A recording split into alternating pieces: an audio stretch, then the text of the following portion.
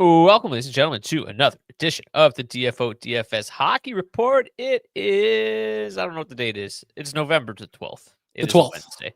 Happy Wednesday, Zach. Live in Nation HQ today. Yep. Hold on, Zach. I don't think we're live. Are we live? Something's up here. I think we are live. It says that we are scheduled, so I don't know if we are live or not. It's telling me to click to go live. I'm not I sure. just looked at the YouTube broadcast and it looks like we're live. This is bizarre. I feel like I don't know what is happening. Okay, it says that we aren't live, but are live at the same time. So here we go. We're just gonna do a show. Everybody says we're live, so whatever. I'm just gonna pretend that we are live, and let's get into it. We got a 4-game slate on our hands today. I don't know. Show us your feet. Yeah, that'll really tell us if we're live. This is bizarre. But Zach, 4-game slate today. It's an interesting 4-game slate. Your Edmonton Oilers are on it. It's a nice balanced start time today. Staggered starts 7:30, 9, and 9:30. How are you feeling today? Yeah, I'm feeling good, man. Really intriguing slate. Obviously, the Edmonton Oilers are playing, and they finally seem to have broken out from their little bit of a slump. That was a pretty exciting game on Monday night against the Columbus Blue Jackets. A couple of other interesting games on this slate too, man. And this Devils Blackhawks game at the end of the night, I think, is going to be extremely fascinating as well. Yeah, I talk about it often. Not all 4-game slates are created equally, and I actually really like the look of this one. I feel like myself personally, the data that we've got, I think we could have some pretty interesting edges tonight, especially the way that ownership seems to be shaping up. So I'm excited. We're going to dive right into tonight's 4-game slate. I just double checked on YouTube. We are live. Not that I didn't believe the people in the comment section, but it just says that we aren't live. And I don't know. I'm just going to have to ignore it and move along here. So the Tampa Bay Lightning will host the New York Rangers. Before we kind of break this one down as our first game of the night, the Tampa Bay Lightning have just an outrageous number of injuries tonight. Anthony Cirelli could be back. He's a game time decision. Pontus Holmberg could play. They've got a couple call-ups that might draw in at the forward position. McDonough is out. Victor Hedman is questionable. They just have a ton of guys that are banged up, injured, questionable, the like. So their lineup is basically just pure chaos right now. And I don't really know what it's going to look like. If I had to guess, I would say Cirelli is in. Hedman is a true 50-50. McDonough is certainly out. So I think before we break it down, I think there's one way to look at these injuries. I think especially with some of the banged up bodies up front, if a couple of AHL bodies do draw in tonight, I think we're going to see this team lean extremely heavily on this top 6, particularly this top line. So that could bode very well for Tampa Bay 1 and Tampa Bay 2 with some of these injuries. And obviously if Hedman's out, opens up some value on the blue line, some more minutes, guys like we'll get to in a little bit later, but JJ Moser should see a lot more minutes. He's super cheap. Darren Radish is still on the top power play unit. He's minimum price. He could see more 5v5 ice time with these injuries. So a lot of possibilities here in this first game of the night, just given the injury concerns and issues that the Lightning are dealing with. But we're projecting to see Andrei Vasilevsky. He took the morning off, which is usually an indicator that he will start. Igor Shesterkin will go for the Rangers. It'll be Dan Vladar for the Philadelphia Flyers. Stuart Skinner back between the pipes for the Edmonton Oilers. Karel Vejmelka for the Utah Mammoth. Colton Ellis gets another start for the Buffalo Sabres. Been a while since we've seen him between the pipes for the Sabres. Best goalie in the league, Spencer Knight, likely to face Jacob Markstrom, the New Jersey Devils. That's your 4-game slate. Zach, do you want to break down the Oilers or do you not want to break down the Oilers? Is the question. You know what? I didn't break down the Oilers the other night, and it seemed to work out well. So I'll take the Tampa game here. We'll go with this one to start with. There you go. Take it away. We have got the Tampa Bay Lightning on home ice visiting the welcoming New York Rangers. -132 favorites on the money line are these Lightning. 3.2 implied total for them. 119 plus 119 on the money line for the Rangers. 2.8 implied total for them.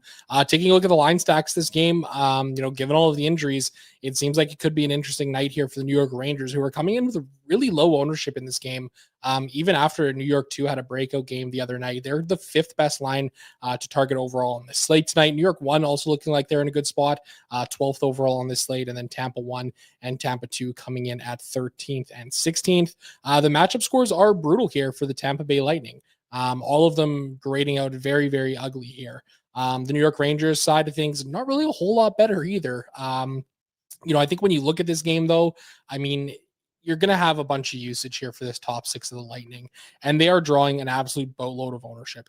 18% on that top line, 12% for that second line. You have to imagine that some of that is because of these injury concerns that are going on right now. I mean, I think I'm probably going to be fairly comfortable getting under the field here on this Tampa Bay Lightning side. The usage is obviously going to be really appetizing here.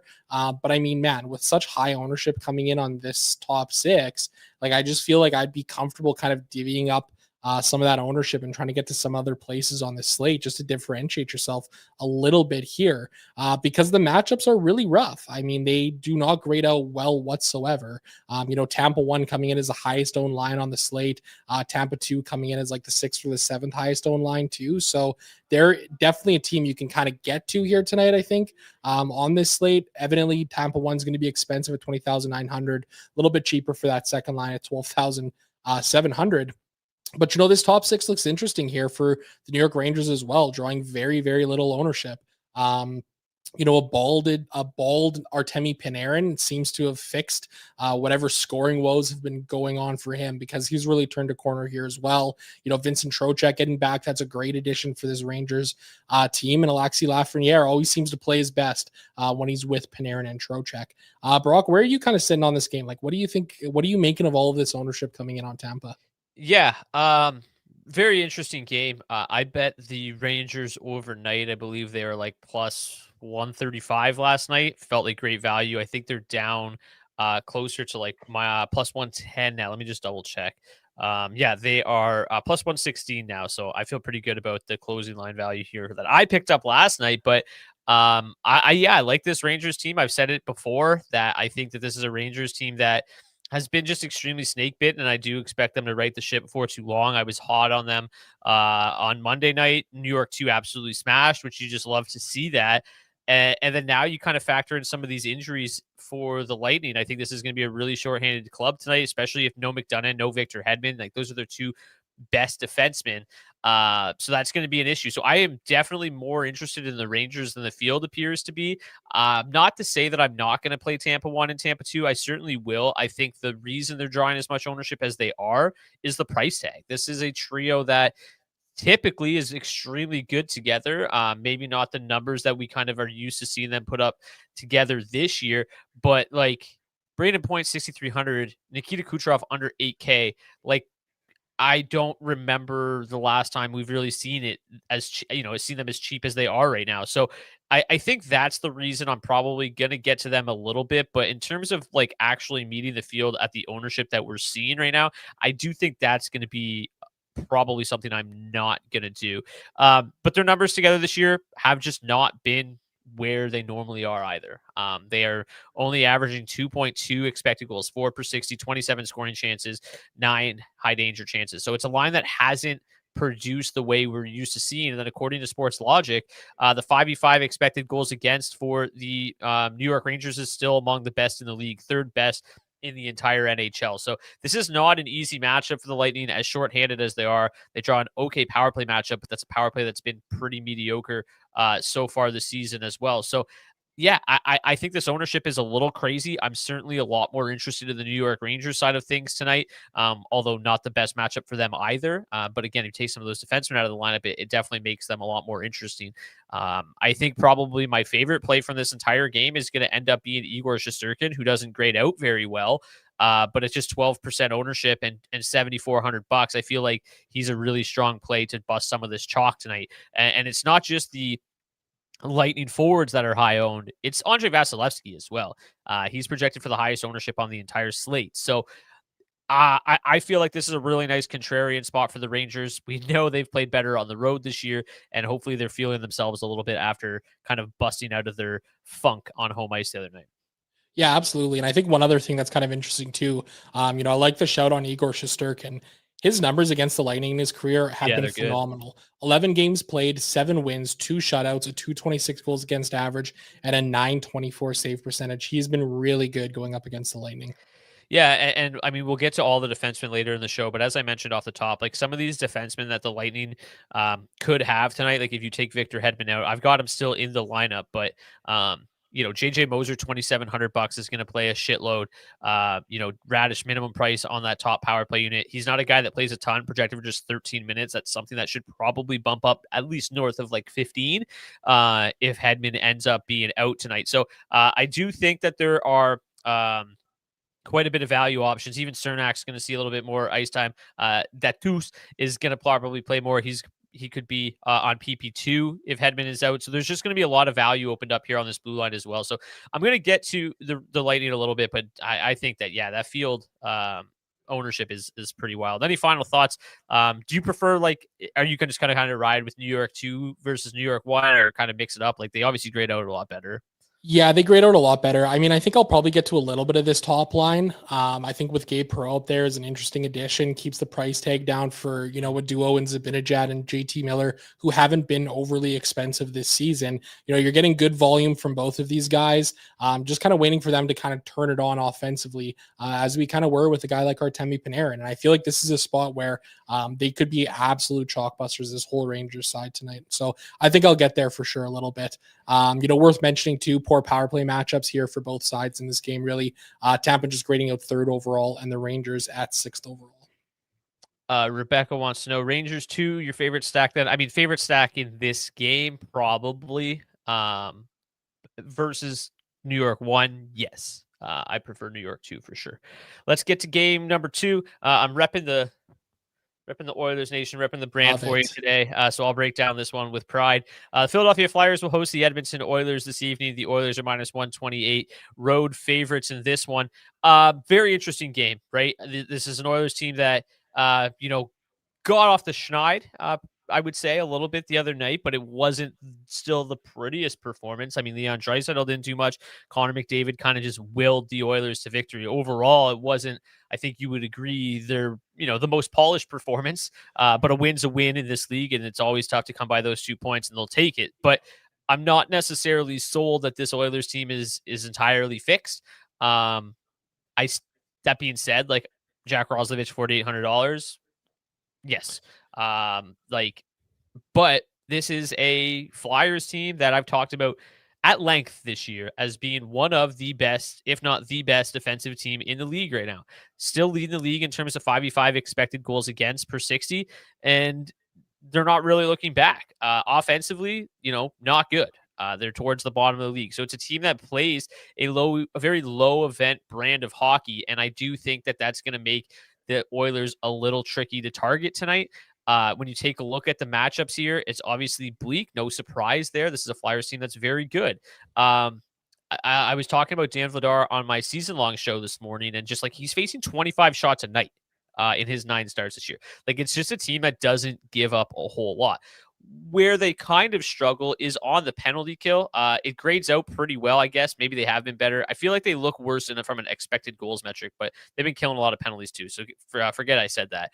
But obviously, it's an Oilers power play that's still been really good. So I think that I'm still going to get to some Edmonton because we always talk about it. When they're low owned, they feel better to play. And they are certainly low owned tonight. So I'll get there a little bit because I do think they're an interesting play. I think some of that ownership that's coming in on Tampa I will just turn into Edmonton exposure and be under the field on Tampa and over the field on Edmonton. But I certainly don't feel great about the spot for the Oilers. I think this is a game in which it looks like even if the Oilers win, it'll be like a 3-2 game. But the thing with the Oilers is that they're goal scoring, unlike some teams, right? Like we talk about the Kings and teams like that. Sometimes the Oilers offense is so concentrated that even if they do only score 3 goals, I mean, we kind of saw it with Dallas last night, right?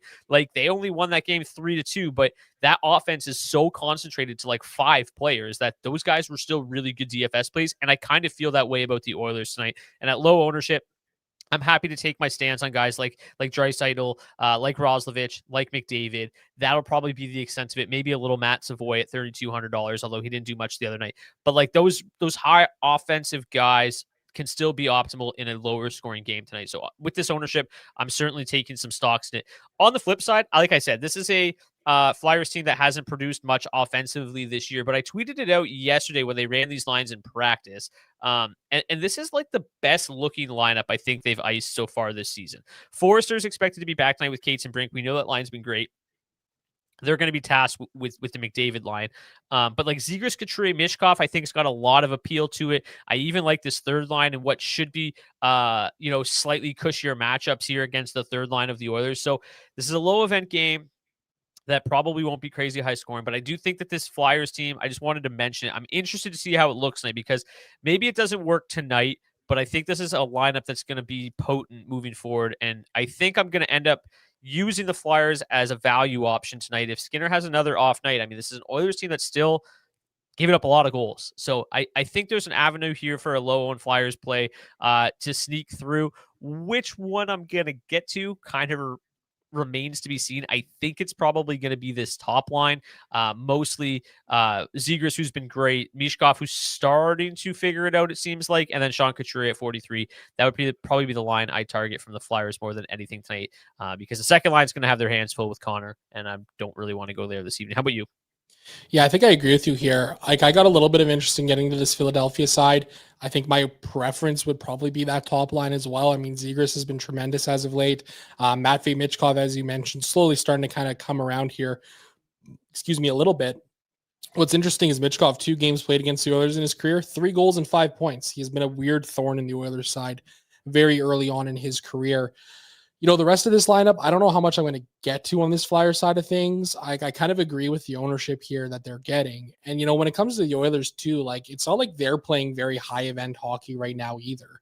They're allowing like the 3rd or 4th fewest shots against per hour in all situations this season. So this to me has the feeling of a defensive battle. Obviously, I think you like the upside of this Edmonton Oilers side a lot more than you like the potential upside of the Flyers, because like you mentioned, I mean, it's Matt Savoy, it's Leon Draisaitl, it's Jack Roslovic up front. It's Bouchard, Nurse, Ekholm, Wallman on the blue line. Like, I think the Oilers blue liners are all extremely viable plays here.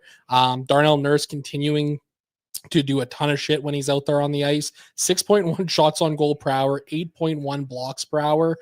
Jake Wallman, very similar in a sense. Same thing with the guy in Matthias Ekholm. Bouchard, we're still waiting for some more offense to kind of come from him. But, it feels like Bouchard and Ekholm, especially as a duo, are extremely due for some offense to come at some point. I don't think there's going to be a huge offensive explosion from the Edmonton Oilers tonight, but I definitely have interest in getting there. When you talk about a big slate like this, Leon Draisaitl and McDavid are going to be 2 of the most expensive guys on this slate. So, and I also think they have the potential to break this game wide open if they choose so. I like this spot for the Oilers. I don't think I'm going to go super crazy on this ownership, but 15%, 20% on the Oilers in a big field tournament, I think is totally fair. Full stacking, feel a lot better about that second line.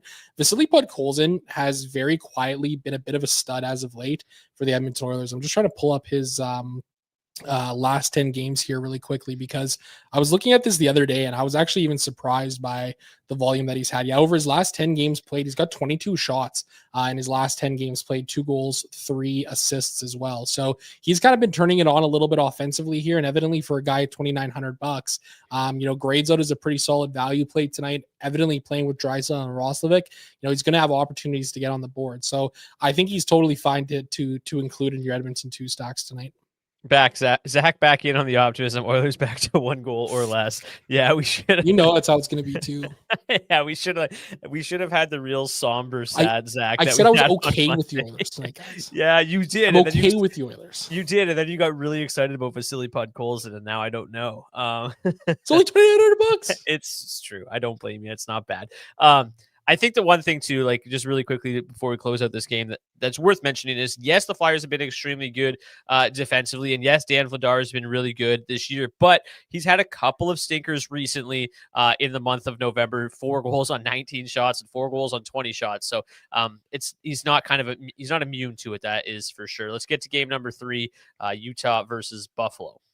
Yeah, we've got the Utah Mammoth hosting the Buffalo Sabres here tonight. The Mammoth, heavy home favorites, -199 on the money line. 3.7 implied total for the Utah Mammoth, just 2.6 for the Buffalo Sabres, who are heavy dogs tonight. Buffalo won, grading out as the best line to target in this game. Ryan McLeod, Tage Thompson, and Alex Tuck grading out as the second best line overall, $17,600. Utah 1, Utah 2, grading out 7th and 8th. Buffalo 2 all the way down at 22nd tonight. That's kind of a bit of a gross line. I can understand why there's such little ownership coming their way. Seems like an interesting game here. Matchup scores are better for the Utah Mammoth here in this spot. This second line here with Peterka, Hayton, and Dylan Guenther have the best matchup for the Mammoth, but they are drawing lower ownership than that top line.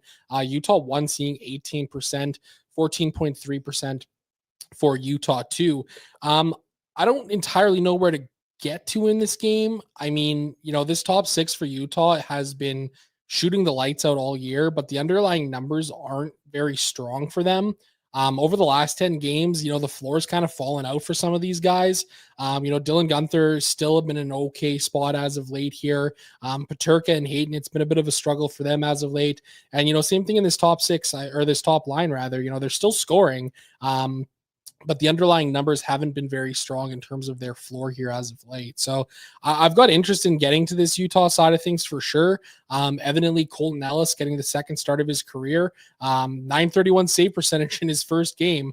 So that was pretty impressive for him. So I'm going to get to some of this Utah side for sure. The metrics for this third line are just hilarious though. Hey, like if you could pull up the line stats, like, man, 3.5 expected goals for per hour of ice time. That is a wild number there.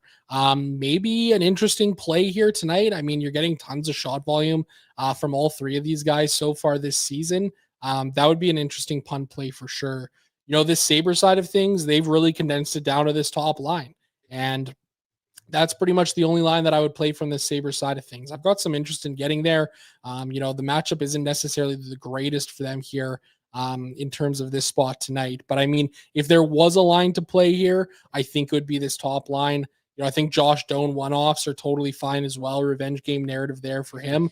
No points in the first game earlier this season here. Maybe tonight is the night. And then, of course, you got the JJ Peterka revenge game narrative as well. He also didn't have any points or any goals or assists in their meeting earlier this season. Brock, where are you kind of coming out on this game tonight? Yeah, I have a hard time believing in this Sabres team. Just with the injuries, somebody pointed out in the chat, the Buffalo lineup looks rough. And it is. You got to feel for these guys right now. Obviously, Dahlin going back to Sweden, in the kind of the middle of what has just been an absolute injury fest. Basically, I've mentioned it, like half of their opening night lineup forwards are out of the lineup. Then you take your best defenseman out of the mix. It's kind of tough to back this team right now. I don't put too much stock in Colton Ellis's first game because that came against the Detroit Red Wings. I feel like every team feels like their team sucks against goalies making their debut, but I feel especially strong about that for the Detroit Red Wings. But yeah, this is a Sabres team that hasn't defended particularly well this year all season, grading out in the bottom third of the league. Meanwhile, up front, the Utah Mammoth are still sixth in the NHL in terms of 5v5 expected goals against. Oops, that's the wrong tab. The power play is in a pretty decent spot tonight. Actually, not really. I don't know what's going on here. Like, why is that seem so good? I guess the Oilers are the Mammoth are just, sorry, the Sabres are just killing penalties at an elite rate, but maybe giving up a little bit more chances than they should. And then obviously 3.1 power plays is fine. But this power play data feels weird tonight. I might have to look into something. Something feels up. But yeah, I guess all that's to say is that I'm very interested in the Utah Mammoth and not so interested in the Sabres. I think the one thing that needs to be said about the Mammoth is they kind of opened the season on a shooting heater. Negative regression was kind of expected. I think it all kind of hit all of them at the exact same time. And that led to a really rough road trip. They've lost 3 in a row. I think some home cooking tonight against a very gettable Sabres team is exactly what this team needs to get back to their kind of scoring and winning ways. So yeah, huge favorites tonight. A lot of love for this lineup. Cooley, Keller, Schmaltz makes it pretty easy to target that top line. But I don't mind the value that you get with Peterka, Hayton, and Guenther either. After experimenting for a single game, of which they moved Kevin Stenlin up to the top power play unit in place of Dylan Guenther, which I thought was just pure insanity. They've went back to Guenther on the top power play unit, as you might expect. But you mentioned it. This third line, man, like Michael Carcone's shot volume is just bonkers. Jack McBain kind of hit or miss, but he's been pretty solid as of late. And then Lawson Krause, like this is a super cheap line that not too many people are going to play. Like, what is their ownership at? 6%. 6%. Yeah. So I think that this is an interesting line when you take a look at the fact that they're $8,000 and it really will allow you to just get absolutely nutty with the rest of your lineup. So they're a line that I'm going to have exposure to. They've got really nice floors. I'm trying to pull up some data here on just where these guys rank. If you don't mind giving me a second, let's get to the forwards. So when we take a look here, bring it over to the right to the screen, make it bigger. So we take a look at floor per 60. Lawson Krause, Michael Carconi, both inside the top 10 this evening. I'm not sure. And Jack McBain's also kind of up there. So it's a team, a line that definitely provides a pretty nice floor at just very minimal cost. So super interested in that line too as a value option. And then the power play data I still feel looks really weird.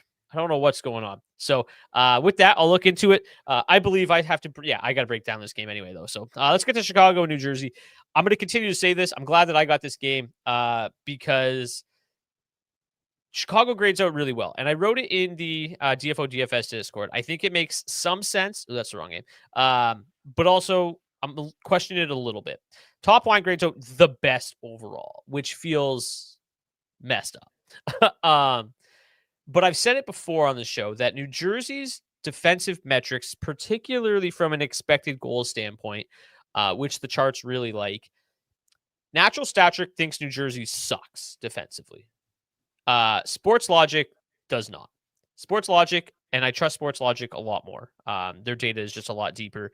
I think that they're a better defensive team than maybe Natural Stat Trick gives them credit for. That being said, Sports Logic is kind of softening on New Jersey a little bit, and they are starting to kind of look worse and come closer to where Natural Stat Trick has them. So it's a bit of give and take there. Then you have to consider that Andre Burakovsky, who has been the guy running up top with Bedard a lot this year, and they've been very good together. He's a game time decision tonight. If he's out, Frank Nazar is out, that's going to leave the Chicago team looking extremely thin up front. So I feel pretty decent if Burakovsky plays getting to some of the Chicago team. But with this being the last lock of the night, and with the lack of shot volume that Burakovsky has at $4,900, I probably am just going to leave him off. Maybe get to some Bedard and Lev Shunov mini stacks. Maybe some Bertuzzi, Lev Shunov, Bedard stacks. A little bit of Bedard one-off. But I am, quite frankly, not that interested in Chicago tonight. I'm much more interested in the New Jersey Devils side of things, where this is a Devils team that, hasn't been great. I think you've said it before. They've kind of left us wanting more, but they're still 11th in the NHL in terms of 5v5 expected goals for per 60 this season. They have the number one power play matchup of the night. So I'm in on the Devils. I think what's most interesting tonight is the lineup shakeup here. I've been beating the drum here for Arseny Gritsyuk recently. I really like his game. I think that in an expanded role, he's somebody that could really take off. He's going to get as much of an opportunity as he's had in his NHL career tonight, skating alongside Jack Hughes at $3,100. Easily one of my favorite plays of the night. Dawson Mercer up there as well. He's had a really nice season. It's $4,600 to full stack New Jersey one being just $16,500. I'm stunned they're not the highest owned line on the slate. It could end up being the case. I absolutely love New Jersey one. On the other end of the spectrum, or not the other end of the spectrum, but the other line in the top six is New Jersey 2. And Nico Hischier been a little quiet this year. Probably a little bit of bad luck, to be honest. Like, the underlying metrics still suggest he's playing pretty well. But getting Jesper Bratt back on that wing, I think, is something that could certainly unlock him a little bit. You're getting just tremendous volume already from Timo Meier. Jesper Bratt, they're trying to kind of get him going a little bit as well. Like, the assist numbers have been pretty healthy, as they always are. But I think that this is a trio that could find some success tonight. And they're a trio that had just phenomenal numbers in kind of limited ice time together last year. 3.2 expected goals, 4 per 60, 37.5 scoring chances. So I think they're both in really, really good spots. The matchups are absolutely fantastic for both sides of the puck here. But I much prefer the Devil side of things. I think they're in a good spot. I think the other thing too is that people are starting to get pretty comfortable, and we've seen it in the chat today, just clicking automatically on Spencer Knight. And he's given you every reason to, but if Spencer Knight ends up being the highest owned goalie on the slate tonight at $7,200, which I think is entirely possible, I think that the Devils are super interesting this evening. So I'm kind of all in on the Devils tonight. I think that they're my favorite team to target. We'll see how that kind of shakes out. If their offense continues to struggle and Knight continues to stand on his head, I'll be kind of left holding the bag this evening. But I think it's a good bet to make this evening. And as you see here, kind of an even split. The second line fully correlates to the top power play unit, which has the number one advantage on the night. So I think they are super interesting to get to. Obviously, if you want to pair Hughes in the mix as well, really good option in this top six. The lineup shuffle leaves the third and fourth line just completely irrelevant. How do you feel? You've played a lot more Chicago than I have this year. Are you gonna, I think you've had pretty good success doing so as well. Are you going back to the well? Yeah, I think so for sure. Connor Bedard has really found his stride as an NHL player. He's right up there for, right. I don't know if he's still up atop, leading the league in points, but he's very close to nonetheless. Listen, he's only 8K. He is not very expensive. He is giving you a great floor and a great ceiling here as of late. Would like to see even still a little bit more shot volume for him, 9.2 shots on goal per hour on the year. But man, he's putting up a ton of points this year. He's kind of like Macklin Celebrini for me, where it's like whatever the field is at right now for him, I'm comfortable getting there. 15% Connor Bedard tonight, I think is absolutely reasonable. I'm going to get to some Tyler Bertuzzi as well. I'll probably have a little Andre Burakovsky. I mean, the nice thing is yeah, okay. At $4,900, it might be a little difficult if he is out of the lineup, but you can pivot to one-offing Dawson Mercer or something like that, or oh, sorry, excuse me. Leave a little money for a blue line swap or something like that as well into this game. So I think you have options that way. I don't really see a need to play any of the other Chicago lines here tonight. Ryan Donato has been okay, but I just don't really feel a need to kind of get to these depth lines. I agree with you in terms of New Jersey, though. I think they're absolutely fascinating here tonight. The matchups are still solid for them. We'd like to see some more offense. They are still leaving me wanting more. I never seem to get them right, but it does feel like a smash spot for them here tonight. It's also worth mentioning they have the best power play matchup on the entire slate tonight. Chicago shorthanded 3.9 times per game. Penalty kills clipping at an 84% rate, but just ranks 21st overall in the league. So I think attacking through the power play here is a really interesting way in this game. Evidently, you've got full correlation there with that Devils second line. So it makes sense that they're slightly higher owned overall tonight than New Jersey won. But I mean, I still think getting to this top line of the Devils is a more than fair route to go. You can full stack these guys and play them with a Luke Hughes as well. You're still getting some power play exposure there from the Hughes brothers. So I think this is a fascinating game. I kind of love the fact that it is like the late game on a little bit of an island with a 7:30 Mountain Time, 9:30 Eastern start. It feels like a game that could really kind of dictate this slate because, when you look at these other three games, it's like, okay, like Tampa, New York, that one feels like a bit of a toss up, right? In terms of, who could kind of break things open in that one. Philadelphia, Edmonton, probably going to be a lower scoring game. Utah, Buffalo, that Utah side looks great. Buffalo, can they do anything to keep up in that game? I'm not sure. But this one to me, like, it feels like it could almost go either way. Like, Bedard has just been playing so good as of late. He feels like a guy right now who could, on his own kind of dictate the way this game goes. Jim says he's ready to be let down by the Devils, and yeah, Oh God, they've I, hurt me I, so many times. I think like there's a couple ways to look at it here. They have the fourth lowest goals scored. Sorry, sixth lowest goals scored below expected in the league this year. So they've been a little snake bitten in terms of their finishing ability. Obviously, the Blackhawks towards the top in terms of goals saved above expected with Spencer Knight. So Spencer Knight just has a slightly off night. I do think this Devils team can generate more than enough to get things going. So we take a look at the full stacks here. Where is it? For the night. Like I'm so interested and I think it makes a lot of sense and obviously it's fairly chalky, but like this Utah, New Jersey stacking those two together is something I want to do a lot of tonight. It's unfortunate they're like 4 of the 5 highest owned lines on the slate. So, but I think there's enough spots to get different. I really like those two teams tonight. I think they're in tremendous spots, and I'd rather be over the field on that chalk than over the field on the Tampa chalk tonight. So I think that's kind of the way I'm looking at it. Going to be over the field on probably Utah and New Jersey, then probably over the field on some of these other lower owned spots like the Oilers and the Rangers for sure. So that's the way I'm looking at it. How about you? Yeah, I think I agree with you. Like, I think, for me, probably my favorite lines to target are from this New Jersey game. I really like this top six for them. Gonna have a little bit of Edmonton too tonight. I think New York too is a really interesting lower owned option on this So slate low tonight. owned. The more that I look at it though, the more I'm kind of obsessed with Utah 3. Like, with how cheap they are tonight, man, you can really get funky with that lineup building around these three guys. So I think that might be a route that I really kind of explore tonight. Take a little bit of a swing here on these guys because the floors have been solid for them. I just think it's a really, really interesting spot here. The matchup's okay for them. The line stats have been tremendous.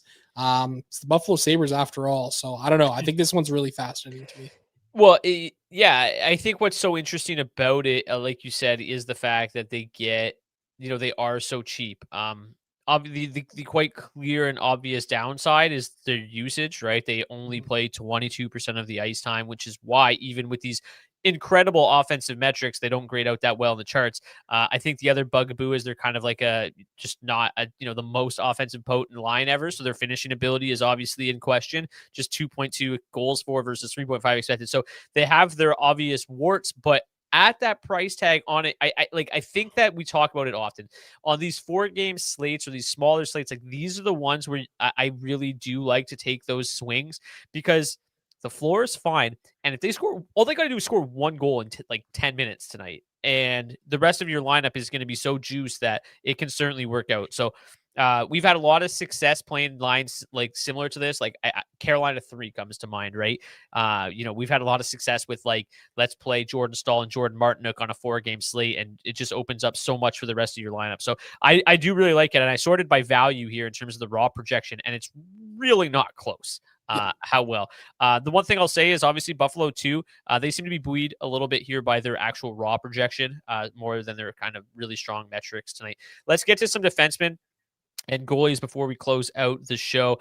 Tonight, there's honestly so many defensemen on the cheaper end of things that I really like this evening. I'm gonna start it. I got a couple written down here because we started so late. But Simon Nemec looks really good. Matthias Samuelsson, we've talked about him doing quite a lot. You got the revenge narrative for Michael Kesselring as well. Brendan Dillon's been playing particularly well at $2,600. Vladislav Gavrikov's always a guy that I really like to play with the pair with the Rangers like second line. JJ Moser and Darren Radish, I mentioned them off the top. If Victor Hedman's out, Charles-Edouard Datu looks pretty good at minimum price as well. Like there's just so many cheap defensemen.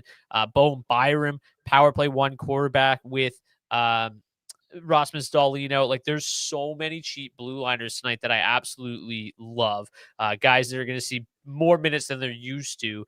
In terms of raw projection, though, like Jake Wallman, 5K, grades out really well. Just does a lot. Like you said, I think you said he just does a lot of shit, and it's like the perfect way to describe him. He'll score. He'll have like 8 shots and 4 blocks, and you'll be like, "Yep, that was Jake Wallman." But Luke Hughes, 5,300 is a little too cheap as well. I don't mind paying up for some of these other options, Mikhail Sergachev. So there's a lot of routes to go this evening. Cheap, expensive. I kind of like a little bit of everything. Yeah, I agree with you, man. There's some really interesting options on this slate tonight. We talk about Utah 3 being value. There's tons of great value on the blue line. I think you listed a lot of them off there for sure. The Oilers defenseman, I said it earlier. I love the look of them tonight. Nurse, Ekholm, Wallman, Bouchard. I'm going to have a good chunk of them, I think, for ownership tonight. Matthias Samuelsson is probably one of my favorite plays on this slate tonight on the blue line. Luke Hughes, I think he's a great option here tonight as well. Projected for like 26, 27 minutes tonight. Top power play quarterback in a spot with a high total. I like the look of Hughes a lot too. Okay, you got to help me out here because Graham B just brought me back. Colorado 3 was an all-time punt Oh, play back in the day. Who was on that line? man, I don't even remember now. Like, was that like Nichushkin still like on the third line with like Colton? I Like, think it was like 2 or 3 years ago. I cannot. Nichushkin, Colton. That one sounds familiar for sure. If somebody remembers who was on that line, it would be unreal because I can't remember for the life of me. But we rode that line for like a month straight, and they just didn't really go up, and they were unbelievable. I'm looking back at some of the data of lines that just absolutely nuked at super cheap prices. Like Zach Parise, Ross Colton, and Miles Wood was incredible a couple years ago, but like I don't even remember. Like it could have been. So, I don't even know. I'm trying to look. I feel like it was an Nichushkin stack in like 2022. Colton and Wood, Tom Olson saying in the chat, but forgets the Colton. third. I think it was Oh, Nichushkin at the time. I just said Parise too. Colton, Wood, and Parise. They had ridiculous numbers 3 years ago. Like 2024, Colton Parise Wood had 4.4 expected goals for per 60. I don't know if that was it, but I could be. anyways, we got sidetracked. But that line was just goated. They were so good. Let's get to the goalies tonight. We've kind of talked about them. 4-game slates are a little easier. But I love Vamelka tonight. I'm pretty stunned at the ownership being just 10%. I think he's going to be the highest owned goalie for me tonight. I'd much rather pay 7,800 for him in that matchup than pay 8K for Vasilevsky. Markstrom, I feel okay about, but not great. Skinner, I think, is fine, but just no volume. So to me, I've really got it narrowed down to just like Vamelka and Shesterkin almost exclusively for me tonight. Yeah, I think they're both great options. I'm okay getting to Spencer Knight here at his ownership. I mean, 15%, 20%, I think is fine because I do think that he has the option to kind of bust this Yep. devil side of things up, right? He is a good chalk buster tonight for sure. Totally. So I think for me, like I'm comfortable eating the field there and also playing a bunch of this devil side. One of the sides is going to be right, hopefully. Shesterkin, I think, is probably my favorite goaltending play tonight here. I really like that spot. Skinner, Vladar, probably off of them. Vamelka, I think he's a play for sure. Colton Ellis, maybe sprinkle him in a little bit. Feels pretty thin though. I am 20 maxing, so I'll probably get a little bit of exposure to him. We're just going back in time here. Burakovsky was on that line. That rings a bell too. Maybe it was Burakovsky and not Nichushkin. That actually rings a bell. Nothing beats when they put Quinn, Cousins, and JJ together. Oh, and Buffalo. Yeah, that was a fun one too. Old memory lane. Man, I've been doing the show for too long. So yeah, for me, Vamelka, Knight, and Shesterkin, keeping it a little cheaper tonight. You a little bit of everybody. Who's your favorite overall? Goaltender? Yeah. Probably Shesterkin. Okay, so we're narrowing it down here. We got Val and Burakovsky. So it was Val, Burakovsky, and Colton. Had to be. I got to find out what year that was. Anyways, for people that weren't around back then, they're like, shut up. Get over yourselves. Okay, tonight's hat trick pick challenge. If you want to participate in today's hat trick pick challenge, all you got to do is drop your hat trick pick in the comment section of the video on YouTube. If your player scores a hat trick, we'll get you a $25 gift card to Nation Gear. We got to do a draw later this week for the hat trick for Matthew Wood on Monday. So even if your player doesn't score a hat trick, but somebody scores a hat trick and nobody picked them, then you're entered into a draw. So we already got one to give away. Probably going to be another one tonight. It's just the way she goes this year. Zach, who's your hat trick pick tonight? He's got 3 goals in his last 10 games. He's going to have 3 goals tonight. Lawson Krause, come on down. Oh, my word. I've been banging the drum here. It's random guys scoring hatties every night. I'm following your lead. I'm going Arseny Gritsyuk. Yes. Getting that promotion to the top line. He's going to have a night, just absolutely ball out with Jack Hughes. Zen is going to take the field. That's so good. That'd be the play this year for sure. Unfortunately, not allowed. Okay. Before we go, shout out to our friends at rotogrinders.com for providing projected ownership for today's show. If you want to get $20 off your first month of RotoGrinders Premium, the link in the description of the video on YouTube will take you there. We also have 20% off Action Network. If you want to up your betting game with 20% off Action Network Premium, you can do so there. And then, of course, we have the DFO DFS Discord. If you want to join the Discord, links in there. It's where we post these charts every day, Monday through Friday. Chat DFS in there. Got some other people sharing some good info. And then we also provide all the lineup change information throughout the show. It is so interesting. I feel like this is the first time ever that the number 1 and number 2 ranked lines in the charts I have no interest in. It's wild. It is absolutely wild. But I'm going to play them. Just trust the process a little bit here. Give them 5% of each of them and see what happens. Okay. Javier says, hat trick goes in the oven tonight. Hint, you make bread in the oven. Panarin. I like it. I had him the other night. He did not score a hat trick. I think he scored 2, though. So I was close. Anyways, thank you guys so much for doing. Smash that like button. Hit the subscribe button. We'll see you guys back here for a 10-game slate on Thursday. Until then, cheers. And I actually don't know how to end this show because it's still asking me to go live. So we might be live forever. You might have to watch us eat dinner. And ever and ever.